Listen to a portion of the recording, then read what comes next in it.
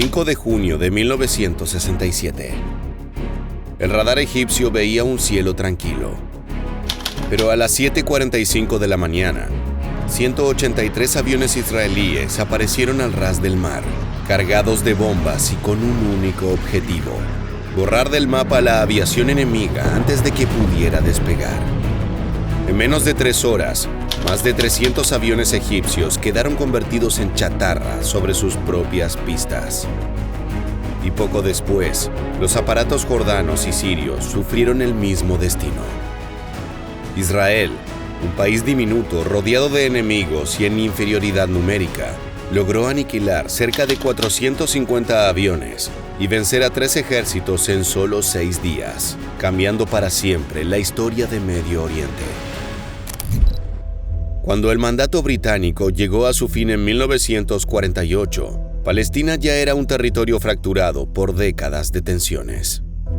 La partición propuesta por la ONU ofrecía una salida diplomática: 2 estados, uno judío y otro árabe, coexistiendo bajo un mapa irregular y difícil. Pero la aceptación israelí contrastó con el rechazo de los países árabes, que consideraban a la partición como una imposición colonial que no respondía a la historia del territorio. First, it's important to understand the basics about the disputed territory in and around modern-day Israel. Many Israeli Jews believe that they were entitled to lay claim to the land based on a promise from God, while most Palestinian Arabs, whose ancestors lived there for hundreds of years, believed they were the rightful inhabitants. A raíz de esto, apenas Israel proclamó su independencia, y así comenzó la primera guerra árabe-israelí. Las fuerzas de Israel, improvisadas pero motivadas, lograron imponerse a los ejércitos de Egipto, Siria, Irak, Transjordania y Líbano. Cuando los armisticios se firmaron en 1949, Israel había expandido su territorio más allá del diseño original de la ONU. Para el mundo árabe, aquello fue una herida abierta. Para los palestinos, significó el éxodo de cerca de 700,000 personas que se transformaron en refugiados perpetuos. Jerusalén entonces quedó partida. El oeste bajo dominio de Israel y el este de Jordania, con fronteras trazadas a mano alzada sobre mapas militares. Las líneas verdes que separaban los territorios eran frágiles y mal definidas, creando un escenario en el que cada patrulla, colina o cruce podían convertirse en motivo de disputa. Over the next 2 decades, tensions continued to simmer in the region as Israeli and Palestinian forces clashed, sometimes violently over trade routes, global political alliances, and their continued dispute over Jerusalem. A lo largo de los años 50 y principios de los 60, las infiltraciones de fedayines desde Gaza y Cisjordania provocaron represalias israelíes de gran intensidad. Egipto, bajo la presidencia de Gamal Abdel Nasser, se erigió como líder panarabista, armado con aviones y tanques soviéticos. 2 décadas después de 1948, la región seguía siendo un polvorín sin válvulas de escape. En ese contexto, el recurso más simple y vital del desierto, el agua, se transformó en motivo de guerra. Siria inició la construcción de canales para desviar los afluentes del Jordán, buscando reducir la disponibilidad hídrica para Israel y frenar su ambicioso plan de irrigación nacional. Pero para los kibutz del norte, aquello significó algo más que falta de agua. Era la sensación de estar siendo lentamente estrangulados. Así, los choques fronterizos con Siria se volvieron habituales. En las alturas del Golán, artilleros sirios castigaban con frecuencia a las aldeas agrícolas israelíes. Al mismo tiempo, la Guerra Fría convertía a la región en un tablero donde Moscú y Washington alentaban a sus aliados con armas y asesoramiento. La Unión Soviética alimentaba la retórica árabe y reforzaba la confianza de sus aliados al advertir, erróneamente, que Israel se preparaba para atacar Siria.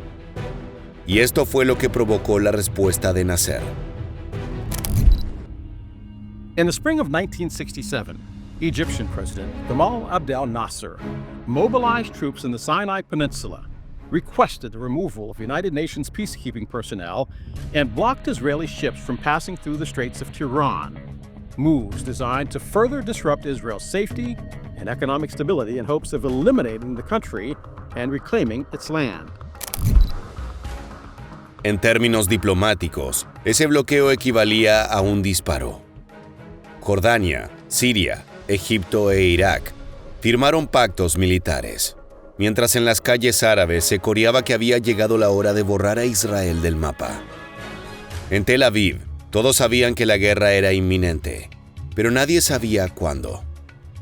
No obstante, el alto mando de la Fuerza Aérea Israelí llevaba más de una década ensayando un plan tan arriesgado como brillante: lanzar casi toda su flota en un ataque preventivo, dejando a la patria temporalmente sin defensa aérea.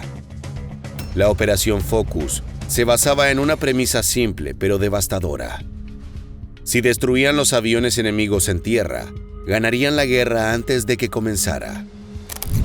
The main goal was to strike when all the Arab planes were still on the ground, fully exposed. And the idea was to bomb out the runways first to prevent any aircraft from taking off and to keep them from flying for a few days. La madrugada del 5 de junio de 1967 fue un torbellino de actividad silenciosa. En las bases israelíes, pilotos jóvenes repasaban fotografías aéreas de aeródromos egipcios, memorizando el orden exacto de las pistas, hangares y baterías antiaéreas. Los mecánicos, entrenados hasta la extenuación, convertían cada pista en una coreografía perfecta. Rearmar, repostar y enviar otro caza en menos de 8 minutos. La orden final fue rotunda. No habrá comunicación por radio. Si fallamos, no hay regreso. A las 7:45, los aviones israelíes volaban a solo 10 metros del agua, invisibles para los radares egipcios. Del otro lado, el desconcierto era absoluto. El mensaje de alerta emitido por el radar jordano llegó a El Cairo con una palabra clave que ya no coincidía con el código vigente. Nadie lo tomó en serio. Algunos comandantes egipcios estaban durmiendo o fuera de sus puestos. El destino quedó sellado cuando las bombas israelíes comenzaron a caer. En menos de un minuto, el cielo egipcio se convirtió en un infierno sin respuesta. But as we were told in the briefing before the takeoff, there is no mercy, there is only one thing: keep on doing the job. La primera oleada israelí se centró en la destrucción de las pistas. Sin pista, no hay despegue. Y sin despegue, no hay defensa. Las bombas de penetración abrieron cráteres enormes, inutilizando 11 aeródromos antes de que la mayoría de los pilotos egipcios siquiera se enteraran de lo que estaba ocurriendo. Luego vino la segunda fase: la eliminación metódica de los aviones estacionados. MiG-21 alineados como en exhibición. MiG-17 listos para salir. Bombarderos Tu-16 bajo sombra. Todos convertidos en antorchas bajo las pasadas rasantes de los cazas israelíes. Para las 10 de la mañana, la Fuerza Aérea Egipcia prácticamente había desaparecido. At 10:30, General Moti Hod turned to the Army's Chief of Staff Yitzhak Rabin and announced, "The Egyptian Air Force has ceased to exist." Pero la ofensiva no terminó allí. Aviones israelíes siguieron hasta Jordania y Siria, destruyendo 34 aparatos jordanos y más de 60 sirios en ataques igual de precisos. Al caer la tarde, la coalición árabe había perdido alrededor de 450 aviones. En contraste, Israel conservaba casi todos sus 196 aparatos, con solo un puñado de bajas. Y aunque la guerra continuaría 6 días más en tierra, la decisión militar fundamental ya había sido ejecutada. Sin cobertura aérea, los ejércitos árabes quedaban expuestos como piezas en un tablero, donde el oponente había eliminado su capacidad de moverlas libremente. Con el cielo despejado de adversarios, el ejército israelí lanzó una ofensiva terrestre que avanzó como una tormenta sobre el desierto.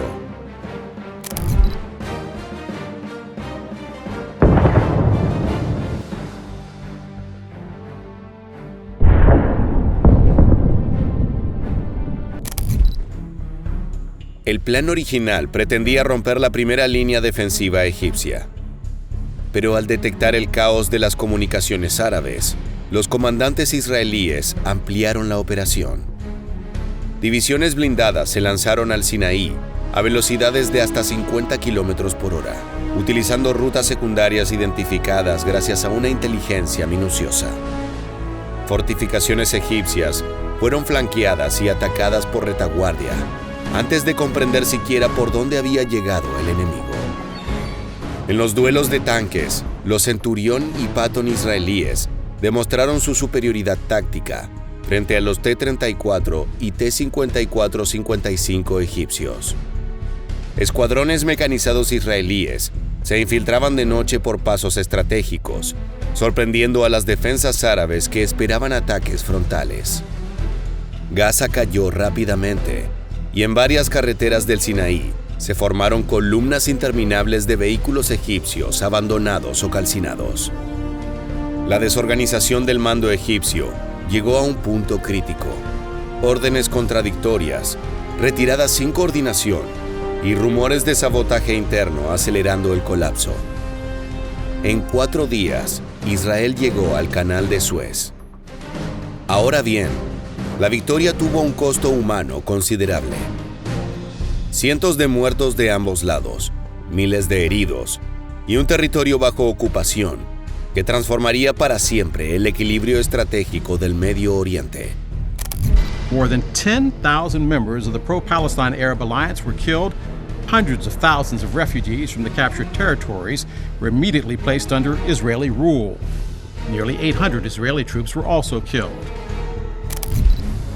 Mientras el Sinaí caía como un castillo de arena, otro frente se encendió.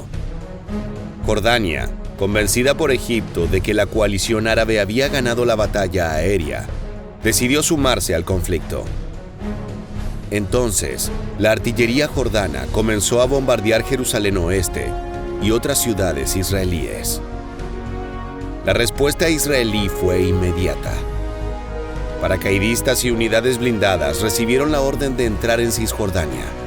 Comenzó así una campaña rápida, librada entre colinas, pueblos envueltos en polvo y ciudades clave como Nablus, Jericó y Hebrón. Pero el epicentro emocional fue Jerusalén.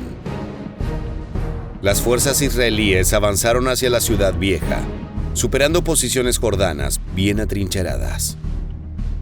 Cuando finalmente irrumpieron por la Puerta de los Leones y descendieron hacia el Muro de los Lamentos, tuvo un impacto sísmico en la identidad israelí. Por primera vez en casi 2 décadas, los judíos tenían acceso a su sitio más sagrado bajo control propio. Sin embargo, esa victoria trajo consigo un nuevo dilema. Cientos de miles de palestinos quedaron bajo administración militar israelí. Cisjordania, con toda su complejidad demográfica, religiosa y política, se convirtió en un foco permanente de tensiones que perdura hasta nuestros días. En el norte, las alturas del Golán dominaban todo el valle de Ula. Desde allí, la artillería siria había hostigado a comunidades israelíes durante años. Aún así, Israel dudaba en abrir un tercer frente. Temían una intervención soviética directa y el costo humano de atacar posiciones fortificadas en pendientes casi verticales. Pero tras el colapso egipcio y la caída de Jerusalén Este, la percepción cambió. Siria seguía bombardeando desde la meseta. Dejarla en manos enemigas significaba permitir que continuara el hostigamiento.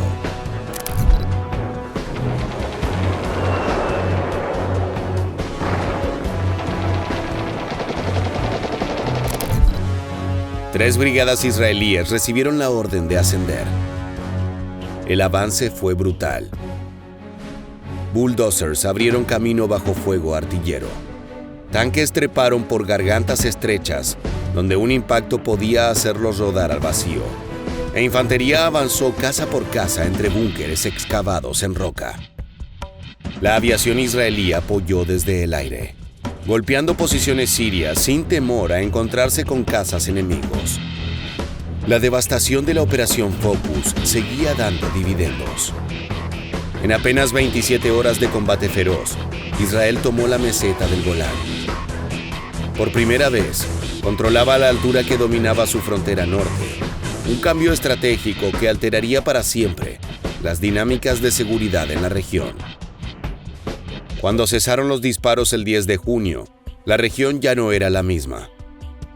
En 6 días, Israel había pasado del miedo existencial a un dominio territorial sin precedentes. Prior to the Six-Day War, Israel spanned 7,200 square miles, roughly the size of New Jersey, and its population was less than 2% of the entire Middle East. As a result of their overwhelming victory, Israel more than doubled its territory by claiming the Gaza Strip and Sinai Peninsula from Egypt, the Golan Heights from Syria, and the West Bank from Jordan, including East Jerusalem. The war may have only lasted 6 days, but its impact redrew the map of the Middle East. Las cifras reflejaban la magnitud de la victoria. Israel perdió unos 779 soldados, mientras los ejércitos árabes sumaron alrededor de 20,000 muertos. A ello se sumaba la destrucción casi total de la aviación egipcia, jordana y siria, y la pérdida de más de 700 tanques. Pero la victoria militar no trajo estabilidad. Israel ganó profundidad estratégica, pero también asumió el control de territorios poblados por millones de personas que no deseaban ser gobernadas por dicho país. Las potencias mundiales reorientaron su política regional ante un hecho evidente. En menos de una semana, un país diminuto había cambiado el equilibrio geopolítico del Medio Oriente. La humillación árabe alimentó un deseo de revancha que estallaría 6 años después, en la guerra de Yom Kippur. Así, el triunfo israelí se convirtió en el inicio de un nuevo ciclo de tensiones, protestas, insurgencias y negociaciones que todavía resuenan. La Guerra de los 6 días suele recordarse como una proeza militar sin precedentes. Una fuerza aérea diminuta que pulverizó 450 aviones enemigos en horas, un ejército que avanzó como un relámpago y una victoria que redibujó el mapa en menos de una semana. Pero detrás de los titulares hay un legado más complejo. La audacia de 1967 convirtió a Israel en potencia regional, pero también abrió la puerta a ocupaciones prolongadas, nuevas oleadas de desplazamientos y un conflicto político que consumió generaciones enteras. Golpear primero garantizó la supervivencia inmediata, pero dejó heridas profundas que aún condicionan la vida en Jerusalén, Cisjordania, Gaza y el Golán. Medio siglo después, la pregunta sigue abierta. ¿Qué precio tiene una victoria cuando el día después se extiende durante décadas? De esta forma llegamos al final. Si te gustó este video, te esperamos en nuestra próxima entrega para seguir descubriendo la historia militar.